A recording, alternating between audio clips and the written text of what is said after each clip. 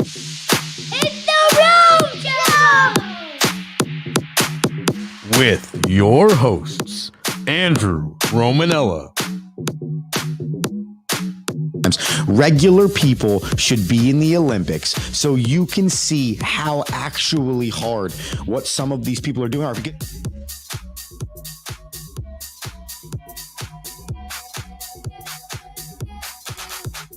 What's going on, everybody? Welcome in to another edition of the Rome Show here on 12ouncesports.com and Dingo TV channel 217. I am your host, Andrew Romanella. I got everybody for the next 30 minutes in change. It's a Friday. It's a football Friday. It's a Friday after the first football game. Whatever you want to call it, that's what we got today. And it just feels a little different.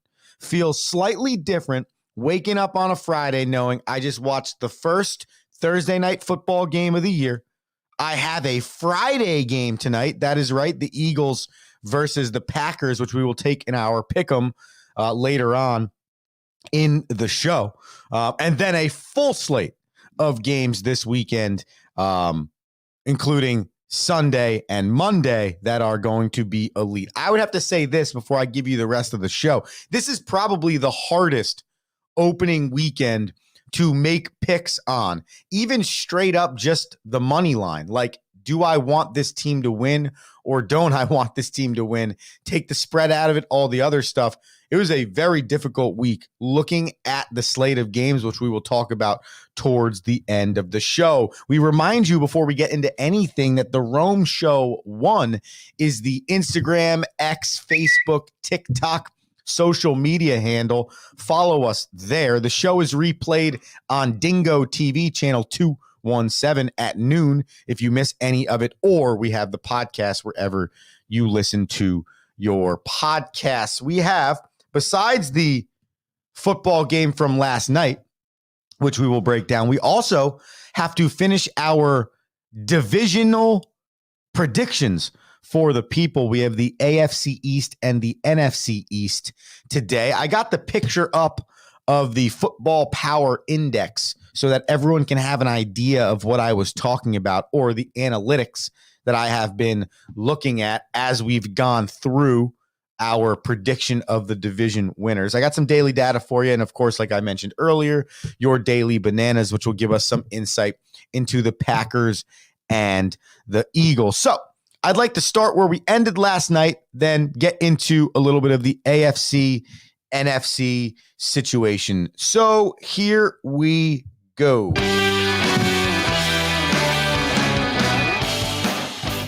So last night, the Kansas City Chiefs, they defeated the Baltimore Ravens, a battle of the AFC Championship game from 2023, and what a good battle it was. Lamar Jackson just proved yesterday why Lamar Jackson could possibly be the MVP in the league every single year. He, in my opinion, is pretty much the only Baltimore Ravens offense. We'll start there. Lamar was 26 for 41, 273 yards, 1 TD. He was sacked 1 time. He also had 16 carries for 122 yards as well. So Lamar Jackson accounted for 395 yards of total offense for the Baltimore Ravens. The other running guy that I thought was going to fit in really, really well with Baltimore, and I'm not going to sit here and crush the whole Derrick Henry operation in Baltimore after week 1. That's not how it works here on the Rome Show. But I am definitely a little disappointed in what I saw from the running game from the Baltimore Ravens, sans Lamar Jackson. And my biggest thing there is it's just not sustainable if you're a quarterback in the National Football League. It's not sustainable to take the amount of hits he is taking and believe that you'll be able to last the course of a 17-game season and then the month and a half grind of trying to win a Super Bowl second weekend of February. So there are some glaring, in my opinion, issues with the Baltimore Ravens after week number 1. But there's also one shining light. And that is, if you have Lamar Jackson on your team, you have a chance to win the game. I mean, he only got sacked one time, but it felt like he was on the run for most of the game. And if you didn't stay up long enough to watch the end of the game, we had a lot of drama to finish the game because the Chiefs were unable to shut the door on the Baltimore Ravens, giving the Ravens and Lamar Jackson a chance to drive the football late. And Lamar Jackson took advantage of it with a connection with what I think is going to be the new one of the best tight ends receivers in the game, Isaiah Likely, who had 9 catches, 111 yards, and 1 TD. However, the call was waved off because of a toe from Likely being just over the line. But here's what it sounded like in live time. If you're watching live, you can check it out, the video. I have it up for you on the screen. Here's what it looked like and sounded like in live time when the Ravens thought they tied the game. Jubilation, excitement. You see the play, right? Game tie, but if you look really tight down at the bottom, the big toe's on the white line, and the victory goes to the Kansas City Chiefs. So, outside of realizing that the offensive line and the offense in general for the Baltimore Ravens really needs to do some soul searching and figure out what type of offense they want to be, and can they be an offense that is not directly run through Lamar Jackson, okay? Because what I feel like I've learned over the course of my time of analyzing sports is when you see high jumping numbers and then a very low average for the rest of the team when it comes to offensive numbers, it does not generally result in a good team. Basketball is a prime example. When you consistently see one dude scoring 27, 30 a night, but the next closest score is 9 or 10, that usually bodes with a team that is solid because there's no denying that that player's greatness is allowing them and helping them be that good. But the bottom line is that is not sustainable for a team to compete for championships, especially when you're lining up on the other side with a team in the Chiefs with Andy Reid that is the most ultimately led team-based franchise right now. And they're proving it day in, day out, week in, week out, year in, year out, championship in, championship out. And that is what I learned last night from the Ravens. Nothing has changed in the last 5 years. And that's fine because you got to the AFC Championship game last year. But every year you got to deal with, is Lamar going to get hurt? Can he sustain this? Is this handleable? And you have options. Likely is a legit option. Derrick Henry's your starting runner back. You have Zay Flowers. Mark Andrews is your other tight end. Like, you have options. You don't need to rely only on Lamar. And I don't know how much of that is Lamar and how much of that's the play call. But a lot of it feels designed. And I just don't think it's sustainable for your quarterback to be running the ball 16 times a game when you have Derrick Henry. You have Derrick Henry. So I think that's where the Ravens need to go. For the Chiefs, it just comes down to being who you are. Spreading the football around, utilizing Isaiah Pacheco. I think that's really what makes this team great, is the fact that they do have a running back that runs hard, that they can give the ball right up the lane and say, run directly into those people. If he needs to catch passes out the backfield, he can. He has a lot of sniff for the end zone when he's close. You could see it. And he got a rushing touchdown on the ground, obviously thanks to the help of his team pile driving him in, but that is exactly what you need down at the goal line. Rashee Rice, Xavier Worthy, they combined for 150 yards together. Rice had the bulk of that at 103, but both showing they could be legit options on this team. Worthy had the touchdown, however, had 2 touchdowns, receiving and running. So that looks like a two-headed monster plus a great runner, and then obviously Travis Kelce as a tight end. So the Chiefs look like they're primed for this potential three-peat, and it's going to be very interesting to see as this year goes on if they're going to be able to make that happen. At the end of the day, winning 3 championships in a row in any sport is so hard. It is so hard. And I heard a point yesterday from somebody talking about how in the last 2 years, if you think about it, the Chiefs have added 8 total games to their schedule. There are certain teams that, because they were not in the postseason each of the last 2 years, they're not even, that's a half of a season added onto a player's body.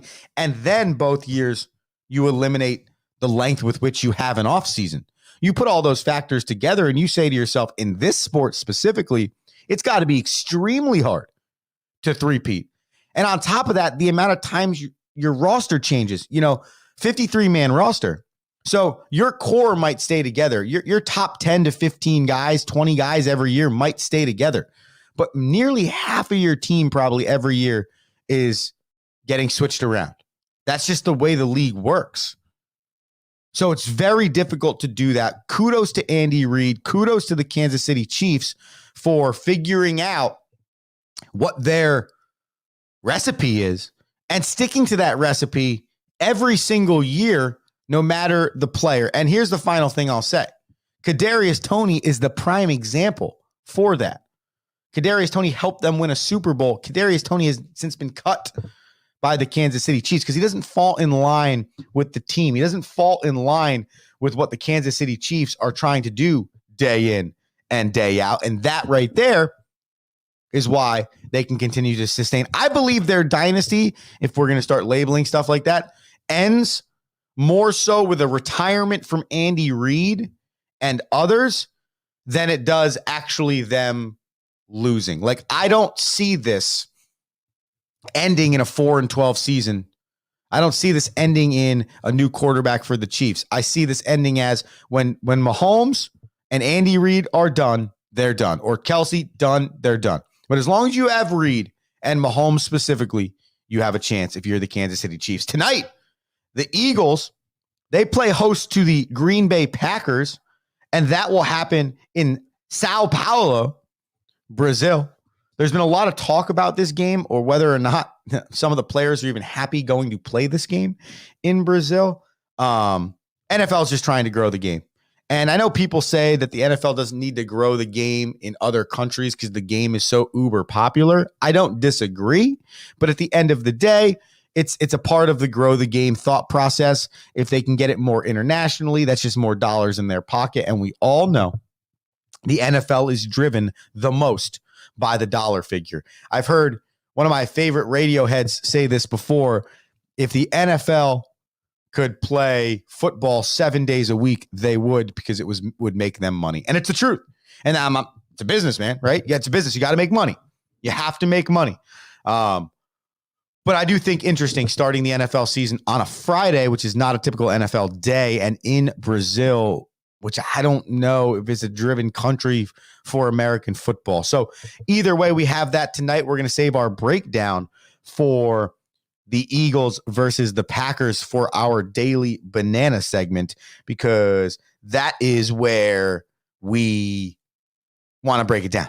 And we want you to stay here till the end of the show. I hope that makes plenty of sense for the people. We're going to break down the AFC East, then we'll get to our commercial break, then we will break down the NFC East here on the Rome Show, 12ouncesports.com, Dingo TV channel 217. Let's hit it.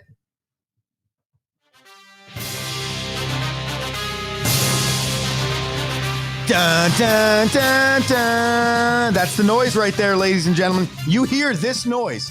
Oh, man, you're on your couch, right? Tell me I'm not wrong. You're hopping up and down. You're almost like one of those Wii characters, that's getting ready to play the tennis match. You're bobbing. You're excited. That music right there should tell everybody that we are locked and we are back, okay? What that music's going to tell you today is we are breaking down the AFC and we are breaking down the NFC East, okay? We've given you division winners. We've given you division picks each of the last 3 days. We are going to finalize it today with the AFC East and the NFC East. Let's start by doing this, ladies and gentlemen. We will give you the standings on the American Football Conference East from the 2023 season. The leader of this conference was the Buffalo Bills at 11-6, tied at 11-6 with the Bills was the Miami Dolphins. However, they lost the tiebreaker. Therefore, the Bills won the division. Then it was the New York Jetropolitans and the New England Patriots to finish it off. For this year, I'm going to pick something completely different. And based on the power ranking index of the National Football League, they might be picking something different as well. But we are going to dive into mine first, and then we will go to all of the numbers. So here's what we got.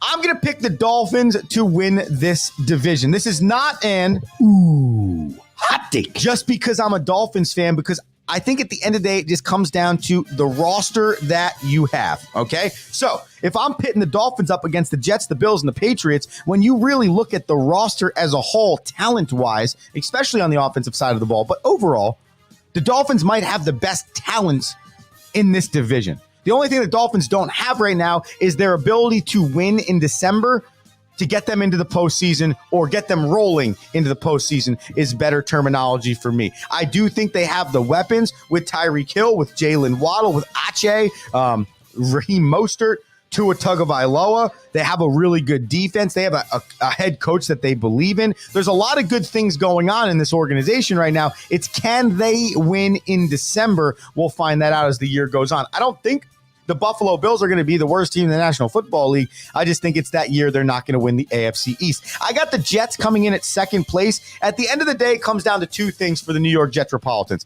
It's the health of Aaron Rodgers, and it is that defense. If Aaron Rodgers stays healthy and gives you a remotely resemblance of an Aaron Rodgers season, and that defense is as good as we all believe that defense can be, well, then we are sitting here and we are talking about the Jets possibly winning this division. But they are the Jets. And I don't say that as a mean fan or somebody to make fun of. It's just the truth, man. I've said this before. Sometimes history is history for a reason, because there's no way of getting out of it. It's the truth. And with this organization, last year is the prime example. You get Aaron Rodgers. It feels great. I mean, people were talking Super Bowl or bust, all of these things. And what happens? 4 plays in, he tears his Achilles. So I can't believe in this team until week 17 ends and they have a playoff spot. But putting that to the side, at the end of the day, on paper, this could possibly be the best team in the division and could compete to be one of the better teams in the AFC. That's just a fact based on what their roster looks like. Garrett Wilson and the like. Plus, like I said earlier, their defense top 10 in the league. I have the Bills finishing third here. I think this is going to be a super tight division. I think it's going to be somewhere between 12-5 at the top and 8-9 at the bottom, 7-10, just because I don't know if the Patriots are insanely talented, which they are the fourth place team. What weapons do the Bills have, though? Who's Josh Allen throwing to the football to now that Stephon Diggs is gone? Is their defense going to be as good? They started off 5-5 last year. I think this year, because the Jets and the Dolphins have so much potential and could be so good, I think you're going to be hard to come back from that. I also think the allure of the Bills is wearing off a little bit, and the other 3 teams in this division don't really care. So I'm going to go Dolphins, Jets, Bills, Patriots. Here are the betting odds for each team. The Vegas's, and I say that because there's multiple websites, have the Jets winning this conference at plus 160 odds. Then they have the Bills at plus 195. Then they have the Dolphins at plus 210 and the Patriots at plus 2,600. I think that will show you how deep the Patriots are comparative to the top of this conference. How far away, I guess deep might be the wrong terminology there, they are from the top of this conference. I'm going to hold off there for a second before we go into the Football Power Index and the NFC East. I think of all of the teams that have betting odds that I like to win their division, I think the Dolphins at plus 210 is a real option. I think that they are picked to finish third in this division because of recency biased on the December play each of the last 2 years under this head coach. I'm not going to deny it. It's the truth. But last year they got in. The year before they just missed it. They've been sneaking around the postseason for 3 or 4 years now. They have a really talented group. I might put some bananas down on that plus 310 futures because I do believe that does show you something kind of interesting. about where Vegas thinks that this team will finish, even though they have that much talent. I hope you think we have talent. We've been cooking here on a Friday, September 6th. Football season has begun, and we are having a blast here on the Rome Show, 12ouncesports.com, Dingo TV, channel 217. After this commercial break, we'll come back with breaking down the NFC East, some daily data, and of course, your daily bananas. The Rome Show, 12ouncesports.com. Back in a minute. Need tickets to that next event? Well, at 12 Ounce Sports, we've got them with soccer anywhere in the world. Tickets to any venue, any sport. Want to go to NCAA or NFL football matches? We've got them. Yeah. Baseball at every level. Every Power 5 matchup is available. Don't forget, costumes and paint are optional. What's that? You want to go to Broadway? We have those too. Want to jam out? Every concert, every artist. That's right, at 12 Ounce Sports, we've got the tickets for less. 12ozsports.com/tickets. That's 12ouncesports.com/tickets.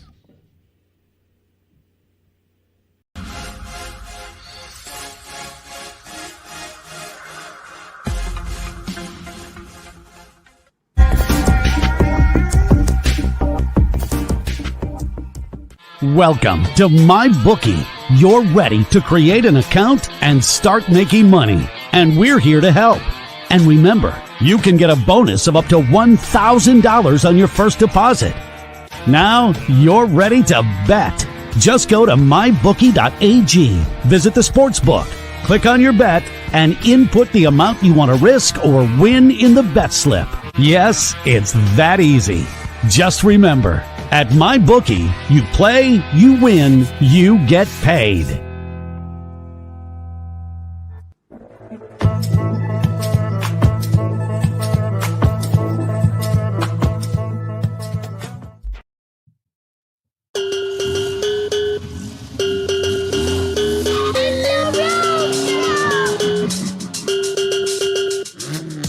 Yeah, the Rome Show here. 12ouncesports.com. Dingo TV, channel 217. Andrew Romanella here with you till about 7:30. Get us on the Rome Show on Instagram, TikTok, Twitter, X, Facebook, whatever you got. It's a Friday here. We're having some fun, and we are going to pull up some football power indexes for the people. Okay, now, if you're taking a look at the screen, we got football power index up for the National Football League this year. So essentially what this means is the analytics are going to take all of the factors in for a season for a team and try and figure out who they believe is going to win the division, or let's take a step back, what their chances are to make the postseason and their record. Then their chance to win the division, chance to make the division playoffs, chance to make the conference finals, chance to make the Super Bowl, chance to win the Super Bowl. So according to the analytics on ESPN, the highest chances to win the Super Bowl would be the San Francisco 49ers at 13.2%, followed by the Eagles at 9.6%, the Kansas City Chiefs at 9.4%, and the Detroit Lions at 8.3%. When it comes down to winning the division, okay, I was wrong. The Football Power Index has also chosen the Buffalo Bills from an analytics percentage standpoint to win the AFC East at a 36.3% chance. The Miami Dolphins are at 30.3% and the Jets are at 31.3%. So for reference, if you're looking at this sheet, at the end of the day, the Jets, the Dolphins, and the Bills are the most closely gapped teams. Okay, most closely gapped teams in terms of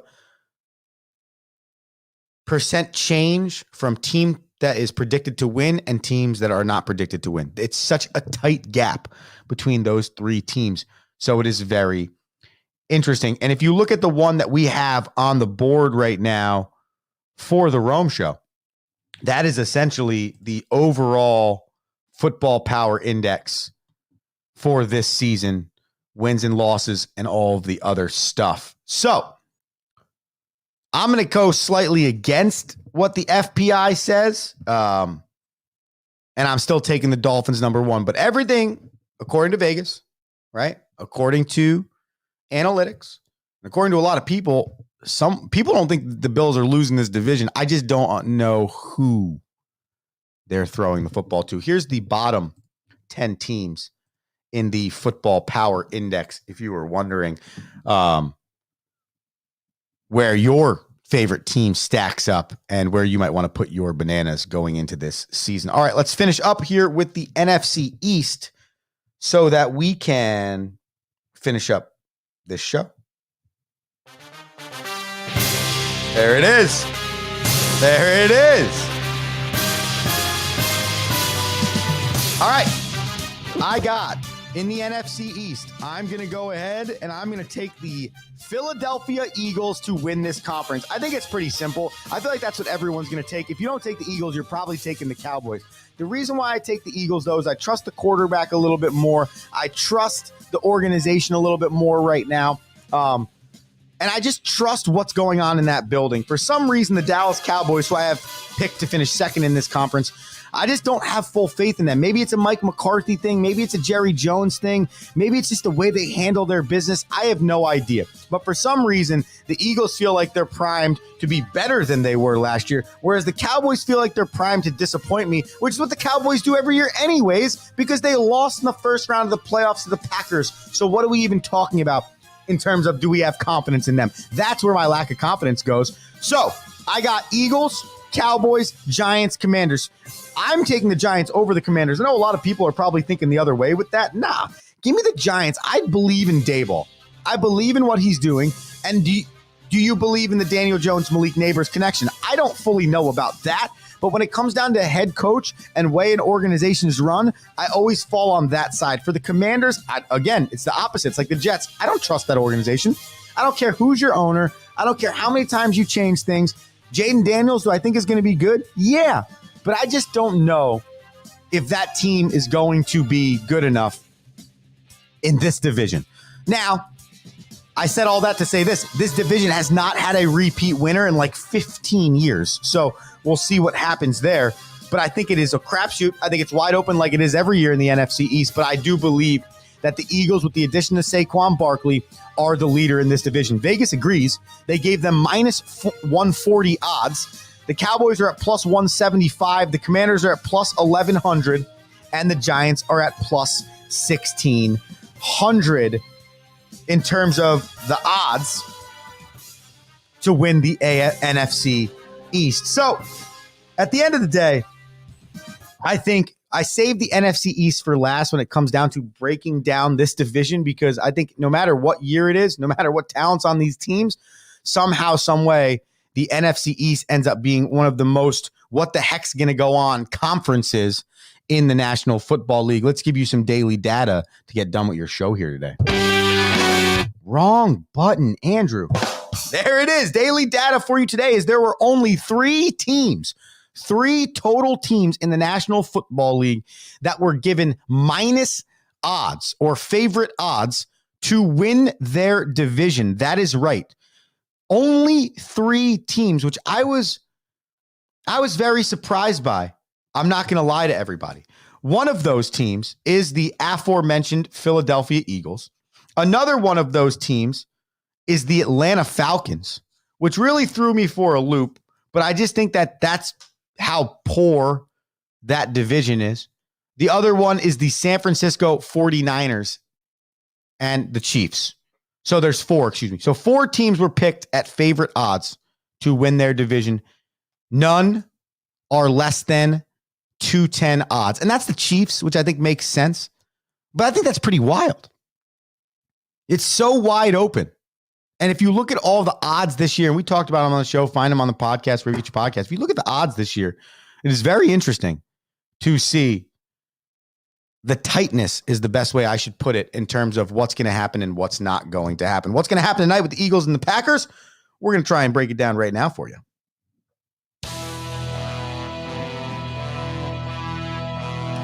All right.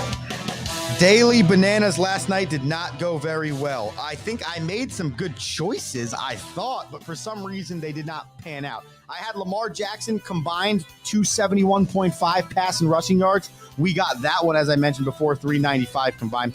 I had Derrick Henry 15.5 rushing attempts. He had 13, and I don't see why I should have not hit that one. Stupid decisions by the Baltimore Ravens. Travis Kelce over 58.5 receiving yards. He had 34. I don't think that's because of anything negative towards Travis Kelce. I just think that's the way that offensive works. And then I had the Houston Astros money line. They lost 1-0. So just one of those days. That is picking bananas. It cannot be great all the time. You go through some ebbs and flows. Right now we're in an ebb, and we need to get back on a flow. So here's what we're going to do. We're going to pick all Eagles and all Packers tonight for our Sao Paulo, Brazil breakdown football game. All right. First, I'm going to take Saquon Barkley at 15-plus receiving yards. That's not the line he's set at. That's a teaser I'm pushing to, which ESPN and FanDuel both have available for you. So give me 15 receiving yards plus for Saquon Barkley. I'm going to take the Eagles at the -2.5 number that this game is at.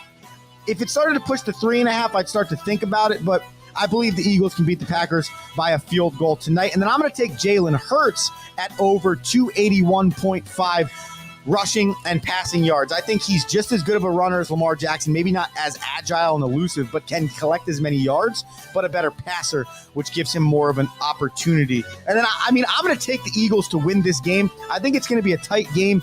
The total points is 49.5. I'll take the under there if I was to ask to take an under on any of that. So those are my picks tonight. And that, ladies and gentlemen, is the Rome Show here. 12ouncesports.com, Dingo TV channel 217. If you missed any part of the show and you want to rewatch Dingo TV at noon or the podcast wherever you get your podcast, I am Andrew Romanella, thanking you for tuning into the show and saying, be electric today. Peace! Thank you for listening.